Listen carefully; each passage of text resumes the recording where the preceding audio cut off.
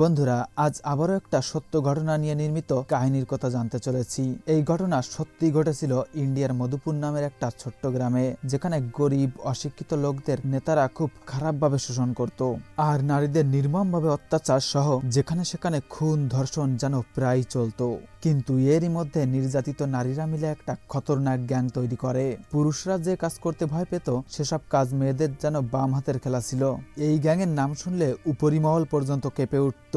কিন্তু কে এই মেয়েদের তৈরি করেছে আর শেষ পর্যন্ত গ্রামের অবস্থা কি হলো, এই সব কিছুই জানতে আমার সাথেই থাকুন।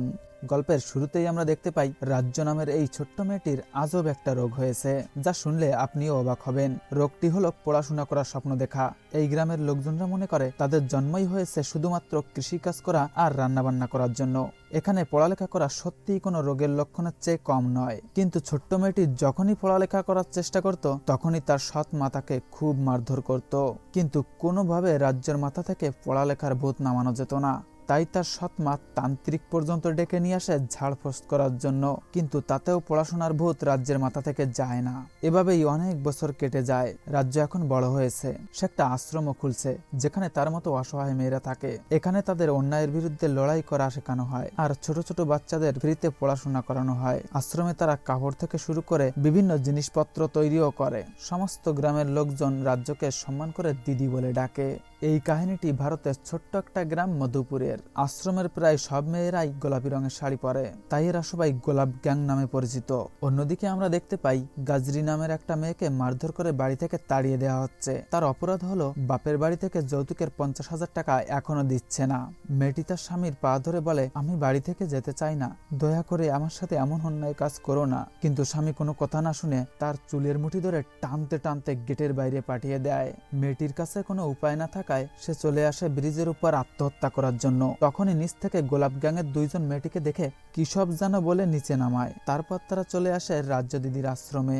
এবার সিন অন্যদিকে চলে যায়, যেখানে গ্রামের কালেক্টর সাহেব কুমিরের মতো তরমুজ খাচ্ছে।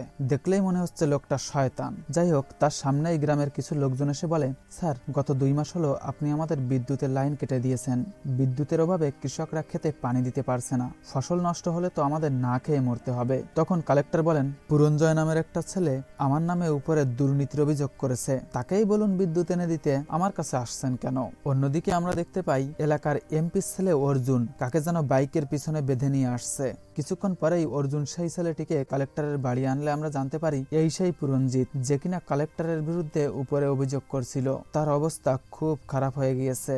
এই দেখে গ্রামের লোকজনদের আর বুঝতে বাকি থাকে না কালেক্টরের সাথে এমপি ছেলেও জড়িত। তাই তারা পরদিন চলে আসে দিদির আশ্রমে। দিদিকে এই ঘটনা খুলে বললে সে দাঁড়িয়ে পড়ে, কিন্তু দিদির চেহারা দেখার আগেই সিন চলে আসে কালেক্টরের অফিসে। এখানে তেমন কোনো কাজ নেই, ওই এসে সময় নষ্ট করা আর কি। কিন্তু বাইরে গোলাপ গ্যাংয়ের মেয়েরা লাঠি নিয়ে আসছে অফিসের দিকে। প্রথমে দিদি দুজনকে নিয়ে অফিসের ভিতরে গিয়ে কালেক্টরকে ভদ্রভাবে বিদ্যুতের কথা বলে, কিন্তু কালেক্টর সাহেবের কথা কেমন জানি সুবিধার মনে হয় না। তাই দিদি তাকে প্রণাম করে বেরিয়ে আসে আর মেয়েদের একটা ইশারা দেওয়া মাত্রই দৌড়ে এসে অফিসের দরজা বাইরে থেকে বন্ধ করে দিয়ে প্রথমে বিদ্যুতের তার কেটে নেয়, পরপরই পানির পাইপ বন্ধ করে। এদিকে ভয়ে তো কালেক্টরের গলা শুকিয়ে যায়। এরই মধ্যে মেয়েগুলো কাঠ দিয়ে দরজা থেকে শুরু করে সবগুলো জ্বালানা ভালোভাবে বন্ধ করে দেয়। ওই 3 জনকে ভিতরে রেখে বাইরে থেকে এমনভাবে মেয়েরা বন্ধ করে ভিতরে ঠিক মতন আলো বাতাসও পৌঁছায় না। এবার আমরা পরের সিনে চলে আসি, যেখানে দিদিরা আর নতুন সেই মেয়েটা নৌকা করে ওই পার যাচ্ছে। তখনই সেই মেয়েটি বলে, দিদি, তুমি যদি আমার বাড়ির লোকজনদের সাথে কথা বলো তাহলে হয়তো আমাকে ওরা ফিরিয়ে নিতে পারে। দিদি বলে, ঠিক আছে, থানায় মিটিং করলে হয়তো বা ভালো হবে। পরের দিন ওই লোকটিকে থানায় ডাকা হয়। গোলাপ গ্যাংয়ের সদস্য সন্ধ্যা নামের একটি মেয়ে লোকটিকে অনেক বোঝানোর চেষ্টা করে, কিন্তু লোকটি কোনো কিছুতেই রাজি হয় না, বরং তার স্ত্রীর নামে বিভিন্ন ধরনের বাজে কথা আর হাসি ঠাট্টা করে উড়িয়ে দেয়। সন্ধ্যা বুঝে যায় এভাবে কোনো কাজ হবে না, তাই একটু পরেই বাড়ি গিয়ে বলে, এত অপমান করার পরও তোমার স্ত্রী তোমার কাছেই থাকতে চায়। কিন্তু উপর থেকে তার শাশুড়ি বলে, আগে ওর বাপের বাড়ি থেকে 50,000 টাকা নিয়ে আসতে বলো, তারপর থাকতে দেব। নিচেও ছেলেটি মেয়েদেরকে খুব অপমান করে, মারতে পর্যন্ত চলে যায়। তাই সাথে সাথেই সন্ধ্যা নামের মেয়েটি ওই লোকের হাত ধরে একটা মোচড় দেয়, সাথে আবারও, আর লাস্ট ফিনিশিং দিয়ে বলে, গাজরিকে এই ঘরে আমরা আর পাঠাবো না। আশ্রমে গিয়ে সমস্ত ঘটনা খুলে বললে গাজরি তার স্বামী সংসার মন থেকে মুছে দিয়ে গোলাপি শাড়ি ধারণ করে নেয়। এদিকে আশ্রমের অন্য মহিলারা কেউ কেউ ঝুড়ি বানাচ্ছে, কেউ বা শাড়ি। মাঠের মাঝে বাচ্চারা খেলা করছে, আর এক সাইডে মাহি তার বয়ফ্রেন্ড কার্তিকের সাথে দুষ্টামি করছে। কিন্তু কার্তিক খুব একটা সুবিধার লোক নয়। আর এখানের মেইন রাজ্য দিদি গাছের নিচে বসে বাচ্চাদের পড়াচ্ছেন। এমনই সময় ভোট প্রচার করতে করতে এলাকার এমপি চলে আসে দিদির আশ্রমে। বলে, দিদি আপনি বিদ্যুতের সমস্যা নিয়ে কষ্ট করে কালেক্টরের কাছে গেছিলেন কেন? আমাকে একটা ফোন করলেই হয়ে যেত। আর শুধু বিদ্যুৎ নয়, গ্রামের সব সমস্যা আমি সমাধান করে দেব। তবে দয়া করে আপনি আমার সাথেই থাকবেন। কিন্তু দিদি তেমন একটা গুরুত্ব দেয় না, কারণ সব নেতারা এরকম ভোটের আগে অনেক কিছু বলে, শেষ পর্যন্ত কাজের কাজ কিছুই করে না। এরই মধ্যে এমপি বলে ওঠে, আমি নির্বাচনে জিতে গেলে এই গ্রামে একটা স্কুল করে দেব। দিদির যেহেতু দুর্বল জায়গা হচ্ছে লেখাপড়া, তাই দিদি বলে, হ্যাঁ সাহেব, স্কুলের খুব দরকার। তখন এমপি বলে, শুধু স্কুল না, এই গ্রামে কলেজ, হাসপাতাল আরো অনেক কিছু বানিয়ে দেব আমি। দিদি তো শুধু স্কুল কলেজের কথা শুনেই গলে যায়, আর বলে, ঠিক আছে, আমরা কাল থেকেই আপনার হয়ে প্রচার করা শুরু করব। কিছুক্ষণ পরেই দেখি এমপির ছেলে অর্জুন বন্ধুদের সাথে জঙ্গলে আড্ডা দিচ্ছে। তখনই তার চোখ পড়ে জঙ্গলের ভিতরে একটা কুমারী মেয়ের উপর। কিন্তু তার বন্ধু বলে, ভাই এখন নির্বাচনের সময়, কোনো ঝামেলায় জড়ানো যাবে না। কে শোনে কার কথা? অর্জুন মেয়েটার দিকে যেতে থাকে। ছোট্ট মেয়েটি জঙ্গলে লুকোচুরি খেলছে, তাই গাছের কাছে এসে 1 2 3 4 গুনছিল। অর্জুন সেখানে গিয়ে মেয়েটির মুখ চেপে ধরে গাছের আড়ালে নিয়ে গিয়ে তাকে ধর্ষণ করে। এরপর দেখি মেয়েটি আস্তে আস্তে খুঁড়িয়ে খুঁড়িয়ে হাঁটছে। এদিকে গোলাপ গ্যাংয়ের মেয়েগুলো ঘরের দেওয়ালে দেওয়ালে এমপির পোস্টার লাগিয়ে বেড়াচ্ছে। ছোট্ট মেয়েটি কান্না করতে করতে বাড়ি চলে আসে, আর বাবাকে সব খুলে বললে তার বাবা হায় হুতোষ করতে থাকে, আর কাঁদতে কাঁদতে বলে, আমার মেয়েটির সাথে এ কি হয়ে গেল, হায় হায় রে। কান্নাকাটি শুনে ওই মেয়েগুলো এখানে আসলে বাবা বলে, ভালো কাজ করছো, জিতিয়ে দাও ওই পশুদের, যাতে সারা গ্রামের মেয়েদের সাথে ওরা সর্বনাশ করে বেড়াতে পারে। আমার তো সব শেষ হয়ে গেল, কি হবে আমার এই মেয়েটির এখন, কি হবে এর ভবিষ্যৎ? এসব শুনে ওখানে সবার খুব খারাপ লাগে। তারপর এমপি মানে পবনবাবুকে খবর দিয়ে ওখানে তার ছেলের কুকর্মের কথা জানানো হয়। তিনি বলেন, দেখুন কাকা, যা হয়ে গেছে তা তো আর ফেরত নেওয়া যাবে না। আমি আমার ছেলের হয়ে আপনার কাছে ক্ষমা প্রার্থনা করছি। তবে আপনার মেয়ে যদি এসব কাউকে না বলতো তাহলে কিছুই হতো না। এই ঘটনা এখানেই শেষ করে দাও। এখন ভোটের সময়, লোক জানাজানি হলে আমার ইজ্জত একেবারেই মাটির সাথে মিশে যাবে। তখন রাজ্য দিদি বলে, আমাদের ইজ্জতের কোনো দাম নেই না আপনার কাছে? তখন তিনি বলেন, দিদি এই বিষয়ে নির্বাচনের পরে একটা সেটেলমেন্ট করতে হবে। দয়া করে এই খবর যেন ম্যাডামের কানে না যায়। এবার আমরা ম্যাডামকে দেখতে পাই। তিনি হলেন মন্ত্রী। সে ভোট প্রচার করতে গ্রামে আসছেন। সেখানে তিনি বেশ কিছুক্ষণ ভাষণ দেন, আর অনেক অনেক মূল্যবান কথা বলে মোটামুটি মানুষের মন জয় করে নেয়। ওখান থেকে ম্যাডাম সোজা এমপির ঘরে যাবে তার ছেলেকে দেখতে, কারণ এমপির ছেলে অর্জুনের সাথে বিয়ের কথাবার্তা চলছে ম্যাডামের বোনের। এই খবরটা হঠাৎ ম্যাডাম ফোন করে এমপিকে জানালে দেখে তার ছেলে রাতে মদ খেয়ে এখনো শুয়ে আছে। তখনই অর্জুনকে লাথি মেরে জাগিয়ে বলে, বেয়াদব, তাড়াতাড়ি স্নান করে রেডি হ, ম্যাডাম আসছেন তোকে দেখতে। কথা মতো অর্জুনও চলে যায় নদীতে স্নান করতে। এরই মধ্যে ম্যাডাম এমপির বাড়ি চলে আসে। বলে, সে অর্জুন কোথায়, মহিলাদের মতো রেডি হচ্ছে নাকি? তখন তার বাবা বলেন, বোঝেন তো, ইয়ং ছেলে সকালে এক্সারসাইজ করতে গেছিল, এই চলে আসবে এখন। তখনই ম্যাডাম বাইরে তাকিয়ে দেখেন গোলাপ গ্যাংয়ের রাজ্য দিদি আসছেন। দিদির অ্যাটিটিউড দেখে ম্যাডাম তো পুরাই অবাক। বলে, আপনি তাহলে রাজ্য দিদি, আপনার কথা অনেক শুনেছি, যাক শেষ পর্যন্ত আপনার সাথে দেখা করার সৌভাগ্য হলো। দিদি নিচে বসে ম্যাডামের হাতে একটা চিঠি দিয়ে বলে, থানা আদালতের থেকে তো আপনি বড়, খুব আশা নিয়ে আসছে আপনার কাছে ন্যায় বিচারের দাবিতে। এই শুনে তো পবন বাবুর গলা শুকিয়ে যায়, আর রাজ্য দিদি মনে করে চিঠিটা সঠিক জায়গায় পড়েছে। চিঠি পড়া শেষ হলে ম্যাডাম তার সেক্রেটারিকে বলে, সুরেশ বাবু, ধর্ষণের রেট কত টাকা করে চলছে তো? এটা শুনে পবন বাবুর চুপসে যাওয়া মুখটা হেসে ওঠে, আর রাজ্য দিদির চেহারায় যেন অন্ধকার নেমে আসে। তখন সুরেশ বলে, ম্যাডাম 30,000 টাকা করে দিচ্ছি। ম্যাডাম বলে, আরে সুরেশ বাবু, কি যে বলেন, এত দুঃখের কাহিনী, আর রাজ্য দিদি নিজেই আমার কাছে আসছেন, আরো আজকে এমন একটা শুভ দিন, এনাকে 50,000 টাকা দিয়ে দিবেন। তার মানে আমাদের আর বুঝতে বাকি নেই, এই ম্যাডামও একেবারেই শয়তানের হাড্ডি। এইসব শুনে রাজ্য দিদির খুব খারাপ লাগে, কিন্তু শয়তানগুলো সবাই হাসাহাসি করছে। এদিকে আমরা দেখতে পাই অর্জুন নদীতে স্নান করছিল। সেখানে ধর্ষণ করা সেই মেয়েটিও স্নান করতে আসছিল। তাই অর্জুন আবার তাকে খারাপ ইশারা করে, কিন্তু পিছন দিয়ে গোলাপ গ্যাংয়ের মহিলারা তাকে ঘিরে ফেলে। পানি থেকে উঠিয়ে মাহি দিদির কাছে কল করে, আর অর্জুনকে বলে, এত দাফাদাফি করিস কেন, দিদির কাছে ফোন করছি, দেখি তোকে কি করতে বলে। তবে দিদি যদি ফোন কেটে দেয় রে অর্জুন, তোর কপালে দুঃখ আছে। বাড়িতে দিদির ফোন বেজেই যাচ্ছে। দিদি আস্তে আস্তে ভেবে চিন্তে ফোনটা কেটে দেয়। তখনই তার বন্ধু এসে বলে, অর্জুনকে কোথাও পাওয়া যাচ্ছে না। তাই পবন বাবু ম্যাডামকে বলে, ম্যাডাম কিছু মনে করবেন না, হয়তো ছেলেটা আজ অনেক দূর পর্যন্ত চলে গেছে দৌড়াতে দৌড়াতে, বোঝেন তো ইয়ং ছেলে। তখনই রাজ্য দিদি অন্যরকম একটা মুডে বলে, চিন্তা করবেন না আপনারা, খুব শীঘ্রই দেখতে পারবেন অর্জুনকে। তার কিছুক্ষণ পরেই আমরা দেখতে পাই গোলাপ গ্যাংয়ের লোকজন অর্জুনকে কাঁধে করে নিয়ে আসছে। ঘরে আসা মাত্রই ম্যাডাম দেখেন তার কান দুটো কেটে দিয়েছে আর অর্জুন চিৎকার করেই যাচ্ছে। ম্যাডাম তো এসব দেখে একেবারেই অবাক। তখন মাহি বলে, অবাক হওয়ার কিছু নেই ম্যাডাম, না জানি আরো কি কি কাটছি বলতে আমার লজ্জা লাগছে। মেয়েদের এরকম সাহস দেখে ম্যাডাম তো ভয় পেয়ে যায়। তাই তিনি দেরি না করে ওখান থেকে বেরিয়ে আসে আর অর্জুন জোরে জোরে কান্না করতে থাকে। ম্যাডাম রেগে মেগে গাড়ির দিকে আসতে থাকেন। তখন সামনে জনগণদের দেখে হঠাৎ মুড চেঞ্জ করে হাসি মুখে তাদের প্রণাম জানায়, কিন্তু কেউ তার সাড়া দেয় না। ম্যাডাম তো খুব লজ্জায় পড়ে যায়। তখনই রাজ্য দিদি পিছন দিয়ে আসেন। তাই দেখে সবাই দিদির জয় জয়কার করতে থাকে। ম্যাডাম বুঝে যায় গ্রামের রাজ্য দিদিই বস। পরের দিন দিদি জানতে পারে গ্রামে যে রেশন আসছিল সব চুরি হয়ে গেছে। তাই দিদি তার লোকজন সাথে পুলিশ নিয়ে ট্রাক দুটো আটকায়, কিন্তু গুন্ডারা হঠাৎ পুলিশের উপর গুলি চালিয়ে দেয়। এই দেখে দিদির লোকজন তাদের অস্ত্রপাতি নিয়ে হামলা করে দেয়।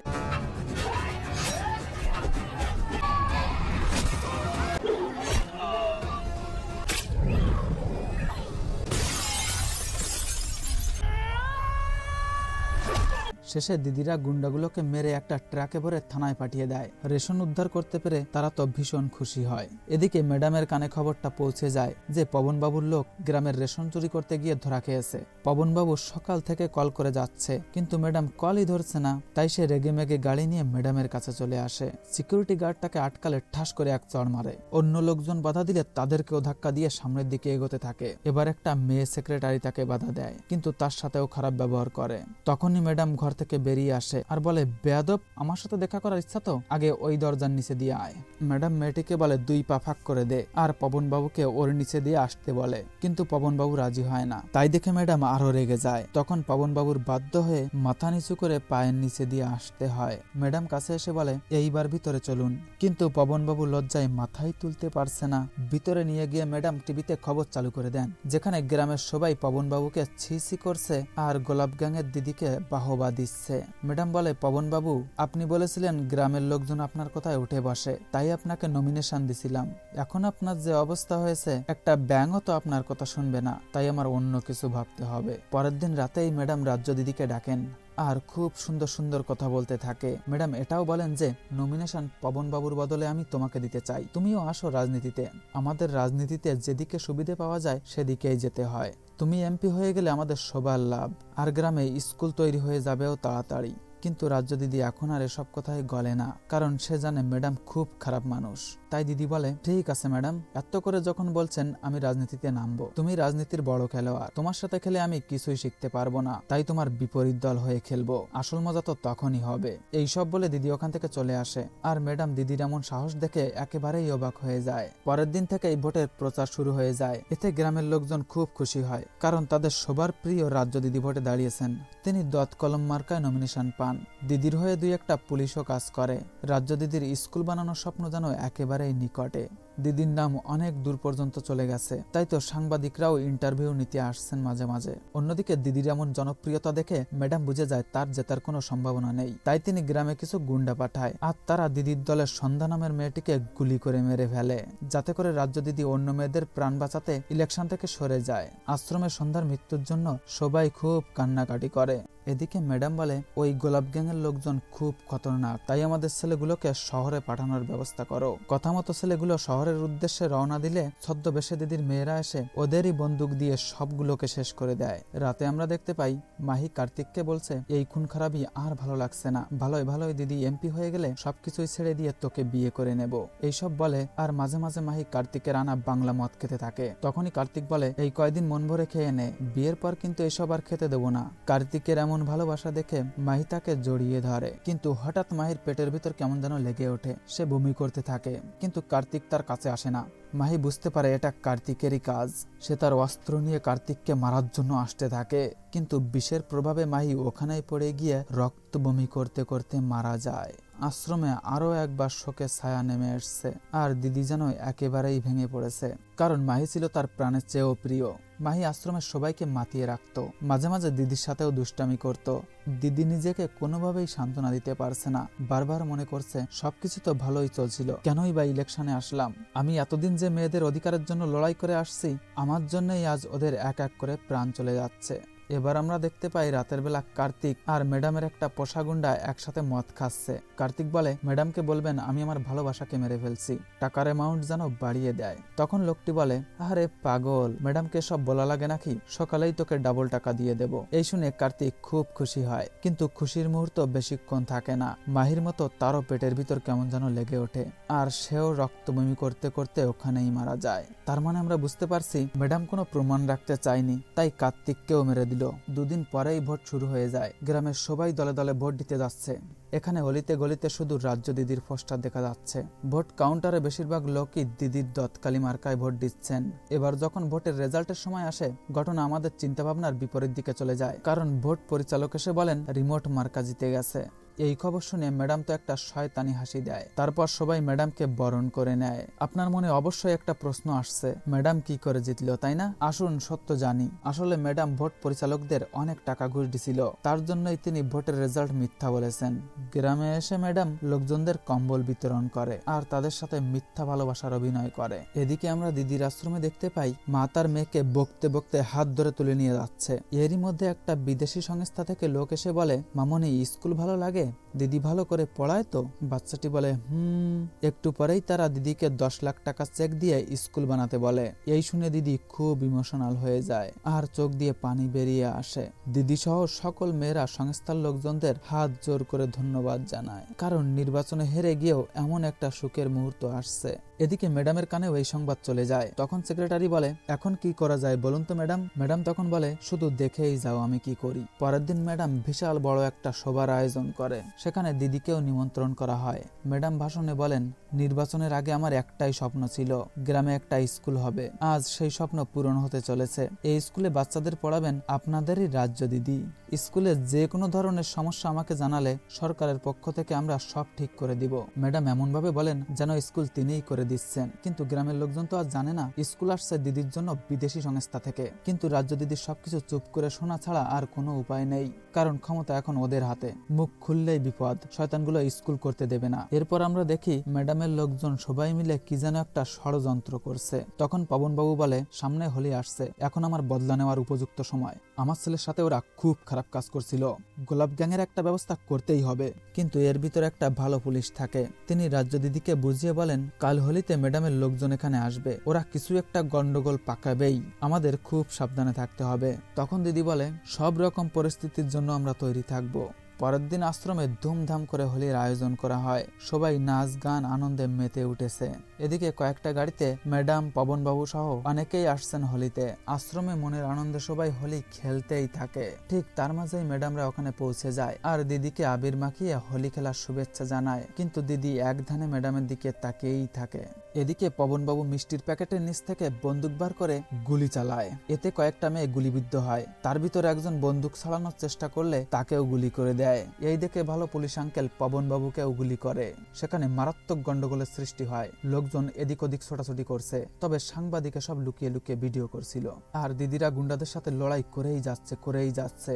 এরই ভিতর ম্যাডাম বন্দুক ধরে। তখনই একটা মেয়ে ম্যাডামের চোখে আবির ছুঁড়ে মারে। ম্যাডাম কিছু দেখতে না পেয়ে আন্দাজে ফায়ার করতে থাকে আর মেয়েগুলো সবাই বসে পড়ে। তখনই ওই পাশ দিয়ে রাজ্য দিদি এসে ম্যাডামের হাত কেটে মাটিতে ফেলে দেয়। এতে ম্যাডাম কষ্টে চিৎকার করতে থাকে। তার কিছুক্ষণ পরেই দিদিকে পুলিশ গ্রেপ্তার করে নিয়ে যায়। যাওয়ার আগে দিদি সবাইকে বলে, জেলে যাচ্ছি, হাসপাতালে নয়, কিছু বছর পরেই ফিরে আসব। এরপর রাজ্য দিদির কেস আদালতে উঠলে সেই রিপোর্ট আর ভিডিও দেখায়, সাথে আরো তথ্য অনুযায়ী অবৈধ অস্ত্রপাতি রাখা আর বেশ কয়েকটা খুনে দায় ম্যাডামকে মন্ত্রী থেকে বহিষ্কার করে দিয়ে 10 লাখ টাকা জরিমানা করে, সাথে আজীবন কারাবাসের শাস্তি হয়। রাজ্য দিদিরও কিছু বছর জেল হয়। এদিকে আমরা দেখতে পাই গ্রামে একটা পাকা স্কুল হয়েছে। সেখানে গাজরি নামের মেয়েটি পড়াচ্ছেন। স্কুল ছুটি হলে দেখি অনেক ছাত্রছাত্রী স্কুলে ভর্তি হয়েছে। তার মানে রাজ্য দিদির স্বপ্ন শেষ পর্যন্ত সত্যি হলো। আর সাথে সাথে এই গল্প এখানেই শেষ হয়ে যায়। বন্ধুরা, গল্পটি কেমন লাগলো অবশ্যই কমেন্ট করে জানাবেন। আর যদি একটুও ভালো লাগে দয়া করে আমার এই নতুন চ্যানেলটিকে একটা লাইক ও সাবস্ক্রাইব করে দিয়ে যাবেন।